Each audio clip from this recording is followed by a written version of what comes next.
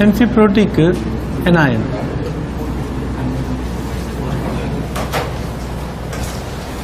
अब हम amphiprotic anion किसको बोलते हैं? Which can donate H plus है, donate and accept H plus ions. ठीक, प्रोटिक यानी प्रोटॉन, और अगर H प्लस दे भी सकता हो ले भी सकता हो तो हम उसको बोलेंगे एम्फीप्रोटिक है। इसके एग्जाम्पल कौन कौन से हैं? जैसे HS minus, HCO3 minus, H2PO4 minus, HC2O4 minus, these are the amphiprotic anions. अब एम्फीप्रोटिक कैसे है ये यहां से समझ सकते हैं कि जैसे मान लो मैं लेता हूं HCO3 माइनस, अगर इसे H प्लस मिल जाए तो किस में कन्वर्ट हो जाएगा? H2CO3, और ये खुद H प्लस देकर किस में बदल जाएगा? CO3 minus 2 minus H plus. यानी कि ऐसे आयन जो H प्लस ले भी सकते हो और दे भी सकते हो, उनको हम क्या नाम देते हैं? Amphiprotic anions. ठीक, अब एम्फीप्रोटिक एनायन में पीएच का क्या फार्मूला है हम अभी डिराइव करेंगे। मैं अभी सीधा एक चीज फार्मूला लिख रहा हूं इसका, क्योंकि बिल्कुल आसान है। PH is equal to pK1 plus pK2 by 2। और यहां से आप ये देख सकते हो कि इस फार्मूले में कॉन्सेंट्रेशन C नहीं आ रहा है। इसका मतलब मैं कह सकता हूं कि pH is independent over concentration. pH is independent over concentration C. ठीक, इन सब के लिए फार्मूला लगाएंगे pH is equal to pK1 plus pK2 by 2। और एक स्पेशल केस में ले रहा हूं, वो है HPO4 minus 2। इसके लिए फार्मूला में याद रखना है pH is equal to pKa1 pKa2 plus pKa3 divided by 2। pKa2 plus pK3 divided by 2। इन सब के लिए pK1 plus pK2 by 2, इसके लिए pK2 plus pK3 by 2। अब हम इसका डेरिवेशन कर रहे हैं कि ये फार्मूला कैसे आया। ठीक, तो इसके लिए स्टार्टिंग में कर रहा हूं HCO3 माइनस से, एम्फीप्रोटिक एनायन है। अगर ये H प्लस दे दे तो ये किस में बदलेगा? H plus plus CO3 minus 2। सही है? किसकी तरह काम कर रहा है ये भी? एसिड की तरह। ठीक है, T इज इक्वल टू 0 पर अगर मैं इसकी कॉन्सेंट्रेशन C मान लूं, ये 0 0, इक्विलिब्रियम पे C में से मैंने तोड़ा C अल्फा, तो ये आयन कितना बन जाएगा? Carbonate ion C alpha. सही है? और इसके लिए जब मैं K लिखूंगा, एसिड का आयनाइजेशन कांस्टेंट, तो K क्या आएगा? Product H plus into CO3 minus 2 divided by reactant HCO3 minus. इस K को हम K1 बोले या K2 बोले? K2। क्यों? क्योंकि ये दूसरा H प्लस दे रहा है, इसलिए K2 का यूज किया मैंने। ठीक, यहां तो ये किसकी तरह काम कर रहा है? एसिड की तरह। अब एम्फीप्रोटिक एनायन अपन ये बोल चुके हैं कि which can accept proton as well as can donate proton. तो ये प्रोटॉन कहां से एक्सेप्ट करेगा? HCO3 minus when water is placed. अब ये प्रोटॉन देने वाला इसको कौन है? वाटर। और इस रिएक्शन को मैं बोल सकता हूं हाइड्रोलाइसिस, यानी अल्टीमेटली इसका H प्लस इसके पास चला जाएगा, तो ये फाइनली किस में कन्वर्ट हो जाएगा? H2CO3 plus OH minus. यहां मैं साइन दोनों वाला यूज करूंगा, इक्विलिब्रियम वाला। ये रिएक्शन क्या बन गई? हाइड्रोलाइसिस वाली रिएक्शन, वाटर से रिएक्शन हो रही है। इसके लिए मैं यूज करूंगा केज। बताइए केज KW अपन क्या लिखें? के लिखे, के कौन सा, K1 या K2? गलत। मैंने आपको लास्ट क्लास में बताया था कि हम इसको ध्यान से देखेंगे। ये क्या है, एसिड है, और अगर ये एसिड है तो H2CO3 है तो ये पहला H प्लस देगा, तो हम यहां क्या लिखेंगे, Ka1। लास्ट क्लास में मैंने डिराइव करके H3PO4 Na3PO4 वाला देखा था एग्जाम्पल, फिर Na2S वाला भी किया है हमने। दोनों में मैंने डायरेक्ट लिखना भी सिखाया था, उसको डिराइव भी करवाया, ठीक ना। तो यहाँ क्या आएगा नीचे, वो यहाँ जो चीज होगी वो यहाँ आने वाला है इसका कोफिशिएंट। अगर ये बेस होता तो यहाँ K भी लिख देता, ये एसिड है तो K लिखा। फिर देखूंगा कि ये एसिड कौन सा H प्लस देने वाला है, पहला H प्लस देने वाला है, इसलिए मैं क्या लिखूंगा इसे, K1। अब T इज इक्वल टू 0 पर इसकी कॉन्सेंट्रेशन C हो तो ये दोनों 0 0 होंगे। इक्विलिब्रियम पे C में से CH खत्म करवा दिया, H क्या है यहाँ पे, डिग्री ऑफ हाइड्रोलाइसिस, तो H2CO3 कितना बन जाएगा, CH। ठीक, तो हमने ये दोनों रिएक्शन लिख ली, एक में एसिड है और एक में एक तरह से बेस की तरह काम कर रहा है, लेकिन ये बेस में OH माइनस खुद तो दे नहीं सकता, तो ये क्या कर रहा है, वाटर से H प्लस एक्सेप्ट कर रहा है और OH माइनस निकाल रहा है। ठीक है, तो यहाँ पे दोनों रिएक्शन एक तरह से एसिड और बेस की तरह काम करने वाली है, क्योंकि एम्फीप्रोटिक एनायन का मतलब क्या होता है, जो एसिड की तरह भी काम कर सके और बेस की तरह भी काम कर सके। H प्लस देने वाला एसिड और H प्लस लेने वाला बेस। ठीक, चलिए आगे बढ़ते हैं। हमने जो है K2 ये लिख चुके हैं अपन, ठीक है, और KH जो मैंने लिखा है यहाँ पे, ठीक है, इसका एक्सप्रेशन क्या आएगा, H2CO3 into OH minus divided by HCO3 minus, water को तो हटा देते हैं, ये एक्सप्रेशन क्या आ गया, KW अपॉन K1। और यहां से K2 मेरे पास कितना है, H plus into CO3 minus 2 divided by HCO3 minus. ठीक, अगर इसको मैं इक्वेशन नंबर 1 मानूं, इसे 2 मानूं, अगर हम 1 डिवाइडेड बाई 2 कर दें, बताइए क्या आने वाला है, इससे डिवाइड इससे करना है तो यहां आएगा K1 इंटू K2, नीचे क्या आएगा, KW। डिवाइड करने के बाद जब मैं इसको इससे डिवाइड करूंगा ये कैंसिल आउट हो जाएगी टर्म, ऊपर क्या आएगा, H plus into CO3 minus 2, ठीक है, अपॉन यहां आएगा OH माइनस इंटू H2CO3। सही है। अब ये एक्सप्रेशन लिखने के बाद हम यहां पे यूज करेंगे अप्रोक्सीमेशन, रिजल्ट निकालने के लिए, डिराइव करने के लिए। अप्रोक्सीमेशन ये बोलता है कि Ka2 is almost similar to KH।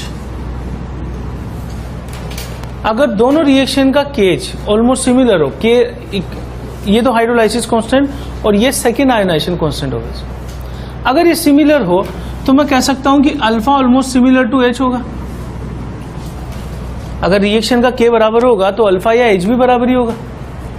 अगर अल्फा H बराबर है तो C अल्फा सिमिलर टू क्या होगा, CH। C अल्फा किसकी कॉन्सेंट्रेशन है, कार्बोनेट आयन की, और CH किसकी कॉन्सेंट्रेशन है, HCO3 माइनस की। अगर मैं इन दोनों की कॉन्सेंट्रेशन बराबर मान लूं तो मैं यहां से इन दोनों एक्सप्रेशन को हटा सकता हूं, बोलो। तो एक्सप्रेशन में से इनको हटाने के लिए हमने अप्रोक्सीमेशन माना और ये आया K1 into K2 divide by KW बराबर। अगर मैंने ये दोनों बराबर माने हैं तो मैं इनको कैंसिल आउट कर दूं, क्या बच जाएगा, H plus into upon OH। आगे बढ़ते हैं, Ka1 इंटू K2 बराबर KW इधर मल्टीप्लाई करके क्या लिख सकता हूं, H plus into OH minus upon नीचे क्या है, OH माइनस, कैंसिल आउट हुआ, क्या आ गया, H प्लस का होल स्क्वायर। अगर हम दोनों साइड लोग ले लें तो लोग Ka1 प्लस लोग K2 बराबर 2 लोग H प्लस आ गया, माइनस दोनों साइड ले लूं तो Pka1 प्लस Pka2 बराबर 2pH हो गया, और pH बराबर क्या हो गया, pKa1 plus pKa2 divided by 2। ठीक है, तो जो अप्रोक्सीमेशन माना है वो इसलिए माना है ताकि हम इन आयनों को हटा दें। और ये अप्रोक्सीमेशन मानने की वजह क्या है ये समझ लो कि जैसे मैं एक हाइपोथेटिकल एक एसिड मान रहा हूं, कोई भी H2 है, और मैंने इसका K1 माना 10 की पावर -5 और K2 माना 10 की पावर -9। ठीक, हमेशा K2 K1 से छोटा हो गई, ये हम देख चुके हैं। ठीक है, अगर K2 मेरे पास इतना है, ठीक है, और K1 इतना है, तो KH इसके लिए क्या लिखूंगा मैं, KW अपॉन K1, जो कि लगभग कितना आ गया 10 की पावर -9। मतलब ये डेटा सिर्फ मैं समझाने के लिए बता रहा हूं कि जब हम ये रखते हैं दोनों एसिड का कांस्टेंट तो लगभग बराबर सा ही आता है, और बराबर सा आएगा तो हम ये मान लेते हैं कि अल्फा और H, अल्फा का मतलब ionisation constant, degree of ionisation, और H का मतलब डिग्री ऑफ हाइड्रोलाइसिस। तो हम इनको ऑलमोस्ट सिमिलर मान के यहां से इस एक्सप्रेशन को एलिमिनेट करने के लिए अप्रोक्सीमेशन मान, ये एलिमिनेट हो गया तो फार्मूले में सिर्फ आ जाएगा pH is equal to pK1 plus pK2/2।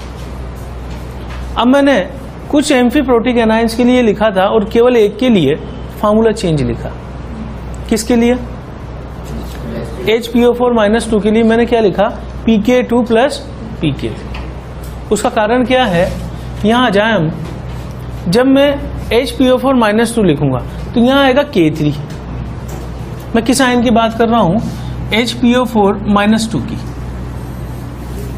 जब ये एसिड का काम करेगा तो ये अपना लास्ट H प्लस देने वाला है, लास्ट H प्लस मतलब तीसरा, तो यहां क्या आ जाएगा K3।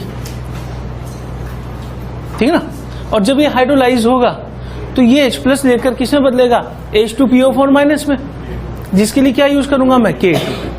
तो यहां आएगा K3, यहां आएगा K2। डेरिवेशन ऐसे कैसे चलाएंगे तो ये रिप्लेस हो जाएगा K2 और ये pK3। समझ में आता?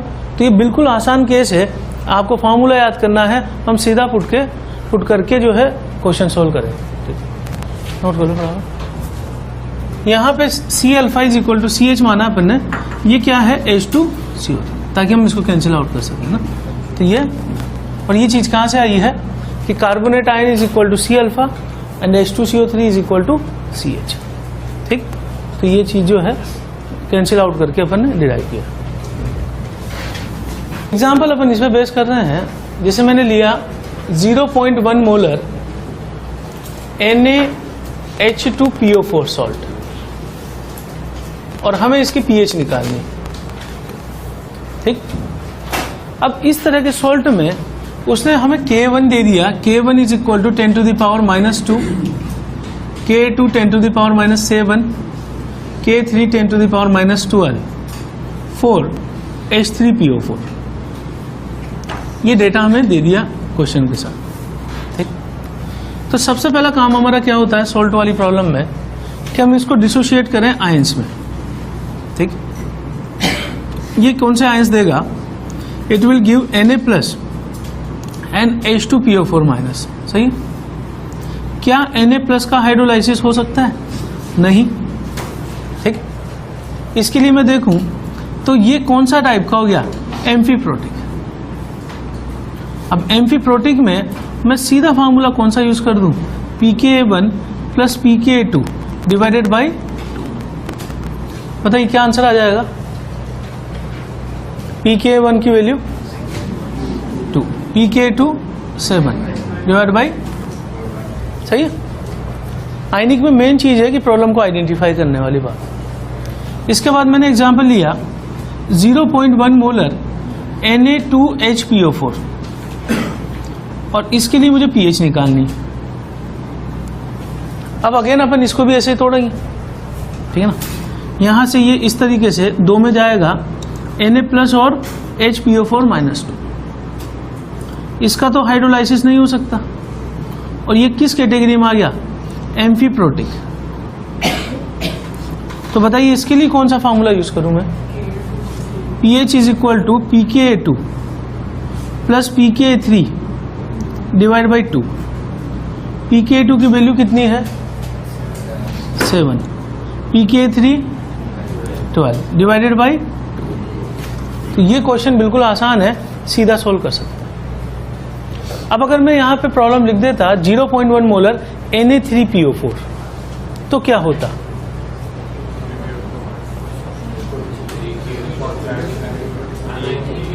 अगर मैं लिख देता यहाँ पे Na3PO4 0.1 मोलर तो कितनी pH होती? बोलो 6 कैसे? 12 बाई कैसे?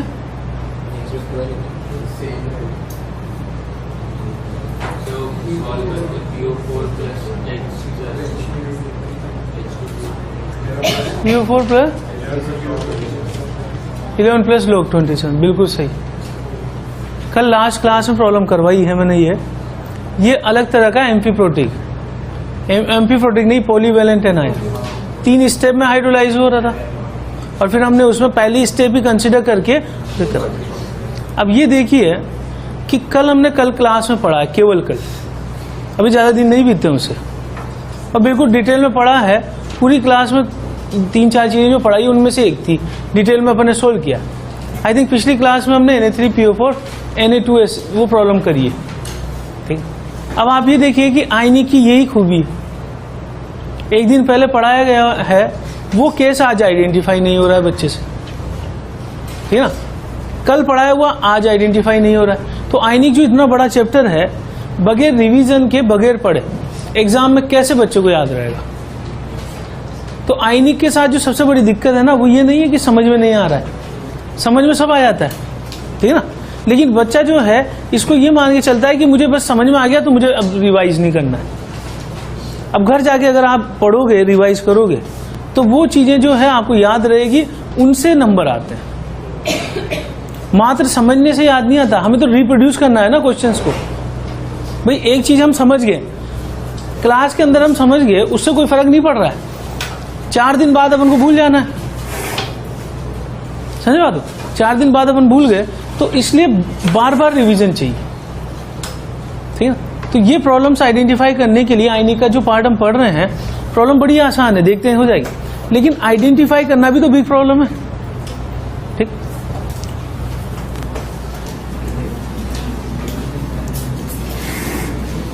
अब बफर सॉल्यूशन जो है ये ऐसी चीज है जो अपनी बॉडी में भी होती है। बफर सॉल्यूशन बॉडी में एक बफर करता है, जो कि बाद में देखते हैं।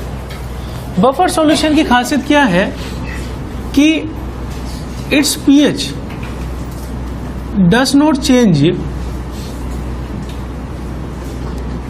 when a small quantity of acid or base is added.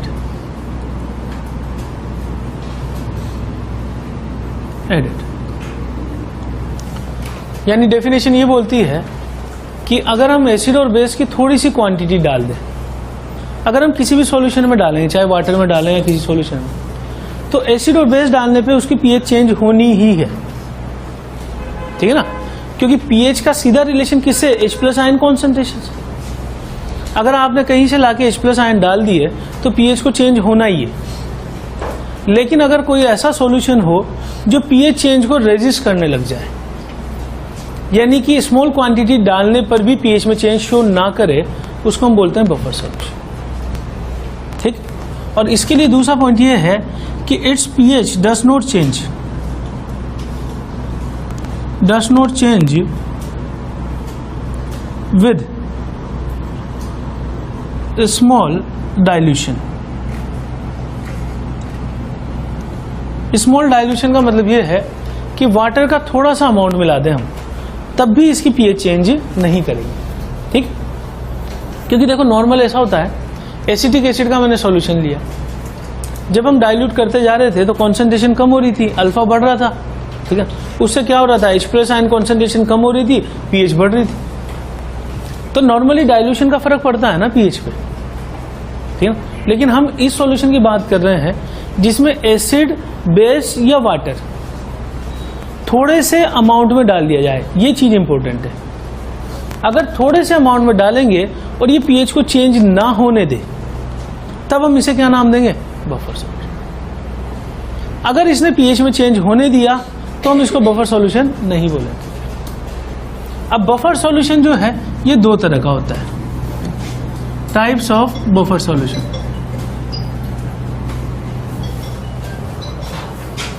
में दो तरह का बफर सॉल्यूशन हम लेते हैं।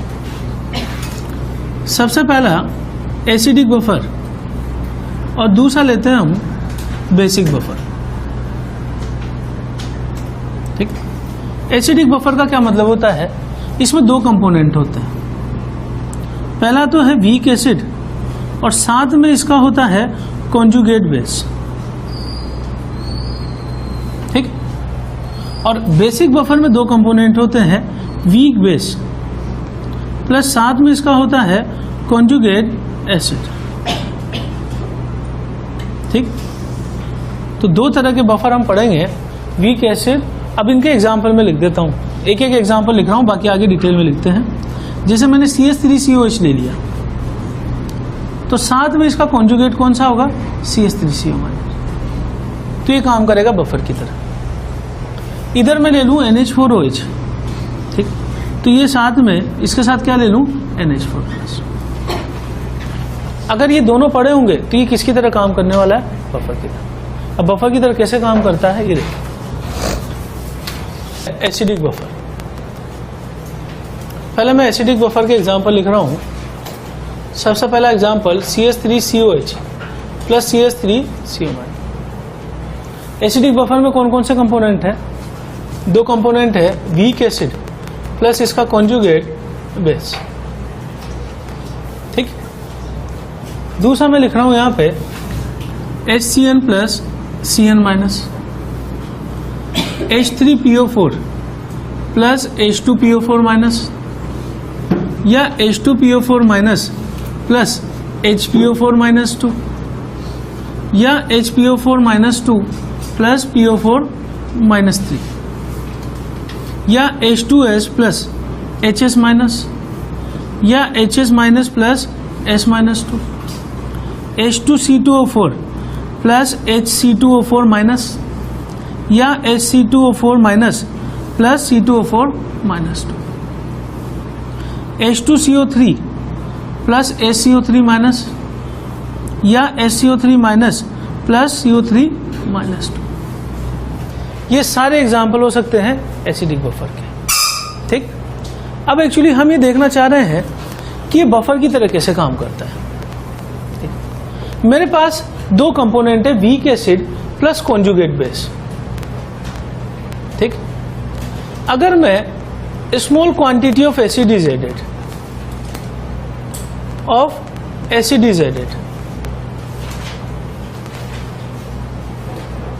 ध्यान देना, अगर हम एसिड ऐड करेंगे तो उसे खत्म करने के लिए वो रिएक्शन किससे करेगा, कॉन्जुगेट। तो इसकी रिएक्शन किससे होगी, एसिड प्लस कॉन्जुगेट बेस। इसको खत्म करने के लिए हमारे पास एक कंपोनेंट पड़ा हुआ है सॉल्यूशन में, और वो कौन सा है, कॉन्जुगेट बेस। अगर मान लो मैं बेस ऐड करूं, बेस इज एडेड, तो बेस को खत्म करने के लिए हमारे पास एक कंपोनेंट पड़ा हुआ है बेस प्लस वीक एसिड। खत्म करने के लिए, खत्म करने का मतलब है कि जो H प्लस वो H माइनस में डाल रहा हूं उसको पूरी तरीके से खत्म कर दिया। वो हम एग्जांपल समझ रहे हैं कैसे। तो ये कि week acid plus salt of weak acid with strong base, ये भी सही है, पर हमें मतलब किससे, कॉन्जुगेट से मतलब। अब ये स्ट्रॉन्ग बेस के साथ इसलिए लिया जाता है कि जैसे मैं एग्जांपल ले लूं इसका CH3COOH और साथ में इसका सॉल्ट कौन सा है, CH3CONA। तो इस सॉल्यूशन में ये वीक एसिड है और ये सॉल्ट है। सॉल्ट कितना परसेंट टूटेगा, 100%। अगर ये टूट जाएगा तो दो तरह के आयन देगा, कौन कौन से, CH3CO- और Na+।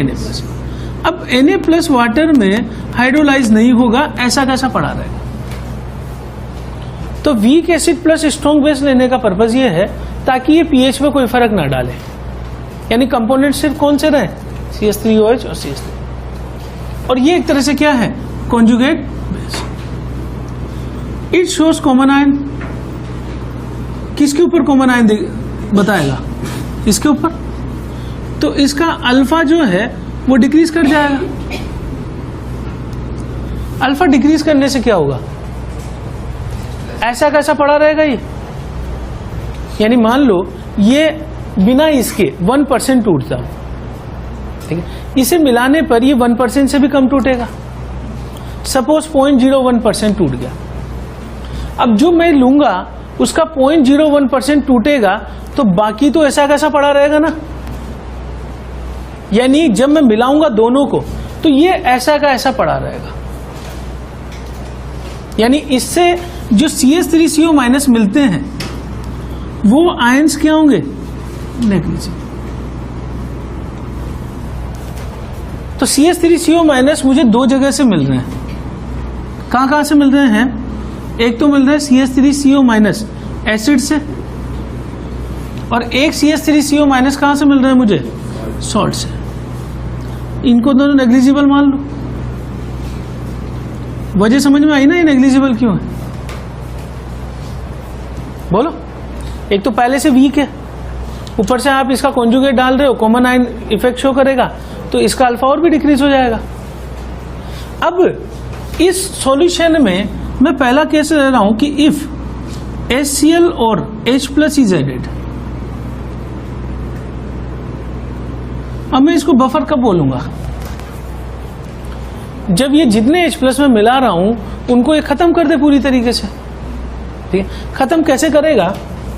HCl में मिला रहा हूं तो उसकी रिएक्शन के लिए कौन सा कंपोनेंट पड़ा हुआ है मेरे पास? CH3CO-। बताइए क्या बनाएगा ये? बोलो। H+ चला जाएगा, क्या बना देगा? CH3COH plus Cl। अब आप ऐसे सोचिए कि सॉल्यूशन में जो दो चीजें बनी है, Cl- से कोई pH में चेंज आएगा? नहीं। क्यों? हाइड्रोलाइसिस नहीं होगा। CH3COH जो चीज बनी है ये वीक एसिड है, ये वापस इधर टूटेगी लेकिन बहुत ही कम टूटेगी। यानी मैं मान सकता हूं कि जितना HCl मैंने डाला वो लगभग खत्म हो गया किससे, या फिर इसको ऐसे समझ लो, और H+ डाला मैंने CH3CO- पर, क्या बना दिया इसने? CH3CO। अब ये मान लो 1% टूटता हो तो ये रिएक्शन इधर कितनी चल रही है? 99%। यानी मैं जितने H+ डालूंगा लगभग समाप्त हो चुके हैं, किसमें कन्वर्ट हो चुके हैं? CH3। तो हमारा पर्पस बफर का क्या था? कि pH को चेंज ना होने दे, यानी जो H+ में मिला रहा हूं उनको खत्म कर दे तो pH को मेंटेन कर लेगा। समझ गए बात? ठीक है। ये कब है? जब मैंने क्या मिलाया इसमें? Acid. Second case, if base NaOH और OH- इज एडेड। अब एक्चुअली क्या होना चाहिए? NaOH खत्म हो जाना चाहिए। अब बताओ NaOH को खत्म करने वाला कंपोनेंट कौन सा है यहां? ये कंपोनेंट है CH3COH। दोनों मिलके क्या बनाने वाले हैं?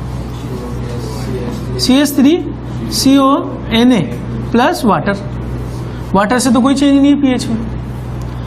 ये हाइड्रोलाइज होगा, लेकिन नेग्लिजिबल हाइड्रोलाइसिस होता है, आपको याद हो तो।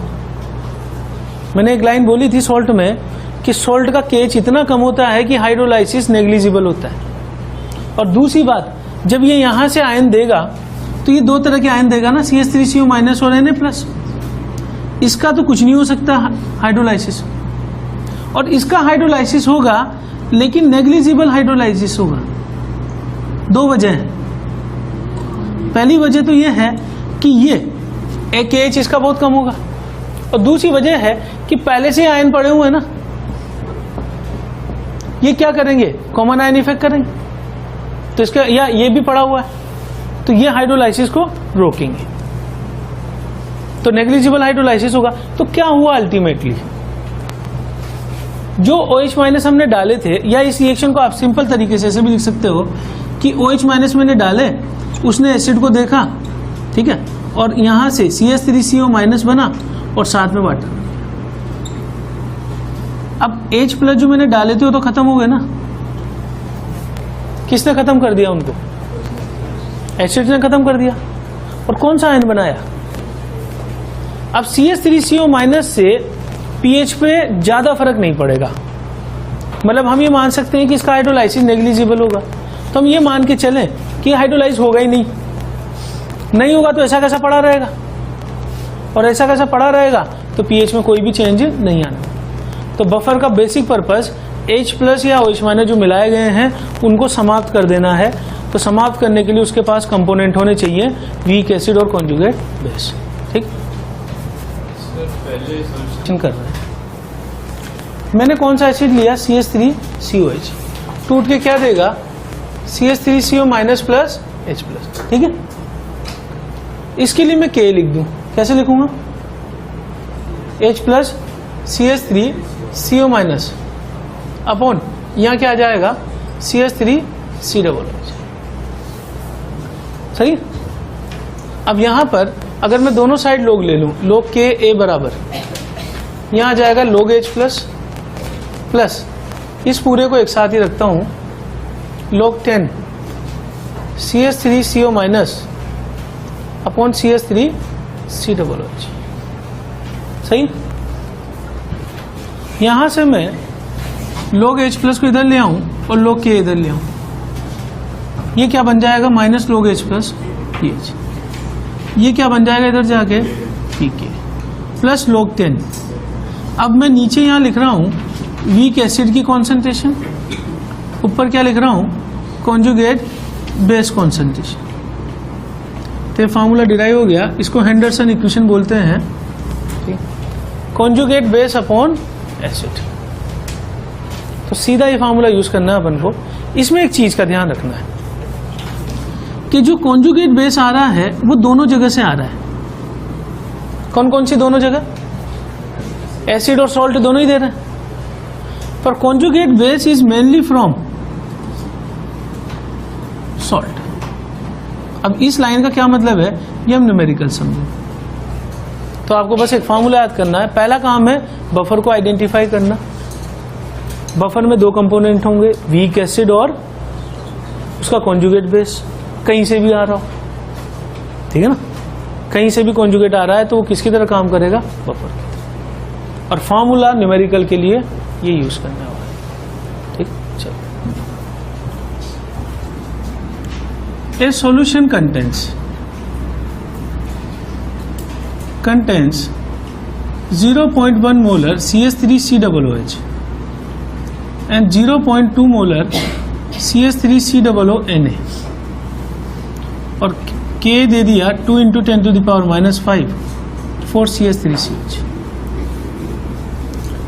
हमारा सबसे पहला काम क्या है बताओ? आइडेंटिफाई करना प्रॉब्लम को। ठीक है, तो ये चीज क्या देगी? कॉन्जुगेट देगी। तो मैं यही लिख लेता हूं कि CH3COH की कॉन्सेंट्रेशन 0.1 है और CH3COONA की कॉन्सेंट्रेशन 0.2 है। ये टूट के क्या देने वाला है? CH3CO। ये भी टूट के देगा, लेकिन उसको हम क्या मानेंगे? नेग्लिजिबल। तो CH3CO माइनस कितना हो गया? 0। फॉर्मूले में लगा दूं सीधा, pH is equal to PK plus log 10। ऊपर किसकी कॉन्सेंट्रेशन आई? कॉन्जुगेट। इसकी कॉन्सेंट्रेशन 0.2, नीचे 0.2। PK कितना रख देंगे? 5 माइनस log 2। कर लेंगे सॉल्व। बोलो। अब मैं इस क्वेश्चन को दूसरे तरीके से लिख रहा हूं। दूसरा तरीका यह है कि इफ सॉल्यूशन कंटेन्स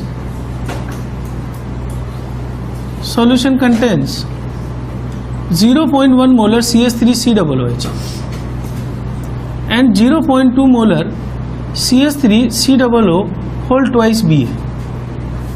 हमसे पूछ लिया pH बताइए। अब ऐसा है कि कई बुक्स में ये फार्मूला ऐसे लिखा हुआ है सोल्ट अपॉन एसिड, जो कि गलत फार्मूला है। हमें सॉल्ट की कॉन्सेंट्रेशन से मतलब ही नहीं है, हमें किसकी कॉन्सेंट्रेशन से मतलब है? कॉन्जुगेट। तो आप ये देखो, ये जब टूटेगा तो ये CH3CO माइनस कितना देगा? 0.4, ये मैंने 0.2 लिया। बोलो, तो मुझे इस कॉन्सेंट्रेशन से मतलब नहीं है, मुझे कॉन्जुगेट की कॉन्सेंट्रेशन से मतलब। यहां मैं लिख चुका हूं कि यहां conjugate base is mainly from salt. तो अब मैं जब फार्मूले में रखूंगा तो pH is equal to pKa plus log 10, ऊपर किसकी कॉन्सेंट्रेशन आएगी? कॉन्जुगेट बेस कितना? 0. नीचे तो आप देखो इन दोनों प्रॉब्लम में सॉल्ट है, लेकिन सॉल्ट का टाइप देखना जरूरी है कि वो कितना कॉन्जुगेट देगा। तो हम याद इसको ऐसे नहीं करेंगे कि सॉल्ट अपॉन एसिड, हम याद करेंगे कॉन्जुगेट बेस अपॉन एसिड। समझ गए बात? अब ये तो वो क्वेश्चन है जिसमें एक ही सॉल्यूशन में दोनों पड़े हुए हैं। हम ऐसा प्रॉब्लम भी बना सकते हैं कि दोनों अलग अलग लाके जो है एक सॉल्यूशन में मिक्स किए, तब क्या होगा ये देखना।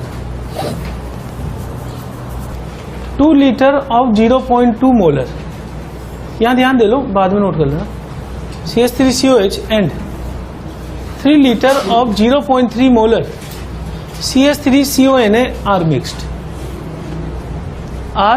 मिक्स्ड। हमसे पूछ लिया pH बताइए, और K वही दे दिया 2 × 10⁻⁻⁵। ठीक, किसके लिए? CH3COH। अब देखिए एक अप्रोच तो यहां पर यह है कि मिलाने के बाद हम M1V1 बराबर M2V2 से नई मोलाइटी निकालें, नई कॉन्सेंट्रेशन निकालें हर सॉल्यूशन के लिए, ठीक है ना। लेकिन उससे अच्छा अप्रोच ये है कि आप मोल से सोल्व करना चालू कर दो। कैसे? कि इन दोनों को मैं मल्टीप्लाई कर दूं तो मोल आ जाएंगे। कितने आ गए मेरे पास? 0.4, सही है। इसको अगर मैं मल्टीप्लाई कर दूं तो मेरे पास मोल आ गए CH3CONA के, कितने आ गए? 3 × 0.3 बराबर 0.9। अगर मैं दो सॉल्यूशन अलग अलग लेके उनको मिक्स कर दूंगा, क्या मोल्स के नंबर पे चेंज आएगा? ऐसे ही पड़े रहेंगे ना तो। लेकिन क्या चेंज आ रहा है? वॉल्यूम टोटल कितना हो गया? 5 लीटर। अब मैं इससे कोई लेना देना नहीं रखता हूं, इसको मैं ऐसे के ऐसे एज इट इज यूज करूंगा। कैसे? कॉन्सेंट्रेशन ऑफ CH3COH क्या होगा? नई, न्यू 0.4 अपॉन, मैं वॉल्यूम टोटल ऐसे ही लिख देता हूं। और इससे मिलने वाले CH3CO- की कॉन्सेंट्रेशन कितनी होगी? New 0.9 upon V total. अब ये कैलकुलेट करने की बजाय मैं इसको फार्मूले में सीधा रख रहा हूं, pH is equal to pKa plus log 10। बताइए ऊपर कौन सी टर्म आएगी? ये वाली 0.9 upon V total, 0.4 upon V total. V total cancel out हो जाएगा ना, बोलो, सीधा निकालेंगे pH। तो हमें करना क्या है? हमें मोल के वाले अप्रोच पे जाना है, ठीक है। हम क्या करेंगे? इसके मोल निकालेंगे कॉन्जुगेट बेस के, 0.9 अपॉन सीधा क्या कर देंगे? 0.9 अपॉन 0.4, और साथ में क्या जुड़ेगा? ठीक। 0.2 molar CH3COH and 3 litre of 0.3 molar NaOH are added, are mixed। pH हमें पूछी है, K वही है जो पिछले क्वेश्चन से आ रहा है। अब मुझे बताइए क्या ये बफर की प्रॉब्लम है? कैसे? CH3COH और देखो देखने पर ये बफर नहीं लग रहा है, ठीक है, लेकिन आयनिक में यही सबसे बड़ी बात है कि हम उस केस में क्या करेंगे? रिएक्शन भी करवा के देखेंगे। एसिड और बेस अगर पड़े हुए हैं तो इनकी रिएक्शन होनी है। क्या बनाएंगे? ये CH3CONA प्लस वाटर। बोलो, एसिड और बेस अगर होगा तो रिएक्शन होगी सही उनके बीच में। तो रिएक्शन होगी तो बताओ मोल कितने हैं इसके? सीधा मल्टीप्लाई कर दूं 0.4। इसके मोल कितने हैं? सीधा मल्टीप्लाई कर दूं 0.4। बताइए लिमिटिंग रिएजेंट कौन सा है? खत्म होके 0। ये थोड़ा सा प्रॉब्लम मुझे रिवर्स करना पड़ेगा, ये बफर की प्रॉब्लम नहीं होगी, ये यहाँ पे मैं कर रहा हूँ CH3COOH और यहाँ मैं कर रहा हूँ NaOH, क्योंकि देखो आयनिक में डेटा पे बहुत डिपेंड करता है। अगर आपने डेटा जो है वो चेंज कर लिया तो उस केस में प्रॉब्लम बिल्कुल फ्लिप कर जाएगी। ये चीज़ हम टाइट्रेशन में सीखेंगे कि डेटा कैसे इफेक्ट डाले। अभी यहाँ भी बता दूंगा मैं, ये 0.9, ये 0.4। अगर ये दोनों बराबर क्वांटिटी में होते तो किसकी प्रॉब्लम बन जाती? ये दोनों बराबर क्वांटिटी में होते तो केवल ये होता, सॉल्ट की प्रॉब्लम बन जाती। समझी बात हो? और जो मैंने पिछला केस किया था 0.9 और ये 0.4 होता, अगर ये लिमिटिंग रिएजेंट हो जाता तो ये खत्म हो जाता, ठीक ना? खत्म होता तो बाद में बचता NaOH और ये CH3। अगर मैं इसको नेग्लेक्ट कर दूं तो प्रॉब्लम सिर्फ बेस की प्रॉब्लम बन जाएगी, स्ट्रॉन्ग बेस। ये हम केस देखेंगे टाइट्रेशन के अंदर, इसको हम डिटेल में आगे देखेंगे इस वाले केस को।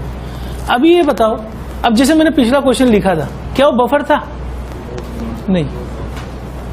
समझ गए बात? ये वाला क्वेश्चन बफर की प्रॉब्लम है। कैसे? लिमिटिंग रिएजेंट ये हो गया, खत्म हो गया, क्या हो जाएगा? 0। ये कितना बच जाएगा? 0.5। ये 0 से कितना बन जाएगा? 0.4। अब बताओ ये बफर की प्रॉब्लम है कि नहीं? क्योंकि ये टूट के मुझे क्या देगा? CH3COOH। कितना देगा? 0। मेरे पास कॉन्जुगेट पड़ा हुआ है और मेरे पास CH3COOH पड़ा हुआ है। अब आपको बफर दिख रहा होगा,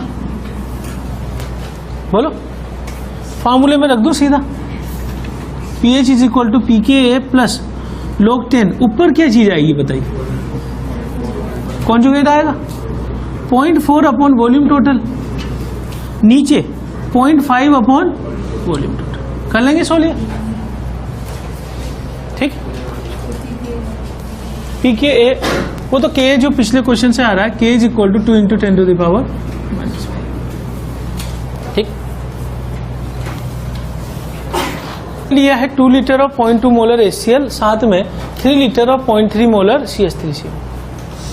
क्या ये बफर है? बोलो। देखने में तो पता नहीं लग रहा है, ठीक है ना? देखने से तो पता नहीं कर सकता बच्चा, क्योंकि वीक एसिड होना चाहिए था ना। लेकिन हम यहाँ पे जब ये प्रॉब्लम हमें आइडेंटिफाई नहीं हो रही है तो हम ये सोचेंगे पहला काम कि क्या ये आपस में रिएक्शन करेंगे। तो कैटायन Cl- और Na+, यहाँ से Cl- चला जाएगा Na+ के साथ, क्या बना देंगे? CH3COH और NaCl। अब मुझे बताओ, क्या NaCl का वाटर में कुछ होगा? ये सोल्ट को तो भूल ही जाए अपन। इधर से स्टार्टिंग करते हैं। T0 पर मोल कितने कितने हैं? HCl कितना है? 0.4। CH3COOH कितना है? 0.9। बताइए लिमिटिंग रिएजेंट कौन सा है? अगर ये लिमिटिंग रिएजेंट है तो खत्म होकर 0 हो जाएगा। ये कितना बच जाएगा? 0.5। ये 0 से क्या बन जाएगा? 0। अब ध्यान से देखें, बफर बन गया ना, ये वीक एसिड है और ये टूट के कॉन्जुगेट दे रहा है CH3CO-। ये कॉन्सेंट्रेशन पता लग गई, और ये किसकी कॉन्सेंट्रेशन है? मतलब मोल्स है CH3CO। अब ये बफर बन चुका है, तो pH = क्या कर दूं मैं? pKa। आगे क्या लिखूं? log 10। ऊपर क्या आएगा बताओ? कॉन्जुगेट की कॉन्सेंट्रेशन 0.5 अपॉन वॉल्यूम टोटल, और नीचे 0.4 अपॉन वॉल्यूम टोटल। कर लेंगे सब।